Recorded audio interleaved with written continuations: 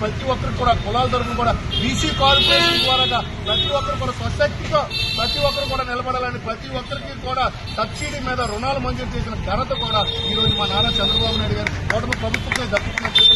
తెలియజేసుకుంటూ అటువంటి నాయకులు ఇలాంటి జన్మదిన వేడుకలు రాబోయే రోజుల్లో ఎన్నో ఎన్నో ఎన్నో మరెన్నో జరుపుకోవాలి. ఆంధ్ర రాష్ట్ర ప్రజలందరూ చల్లని జీవితంలో ఇంకా ఈ కూటమి ప్రభుత్వం రాబోయే ఇంకా 25-30 సంవత్సరాలు ఉండాలని మనస్ఫూర్తిగా కోరుకుంటూ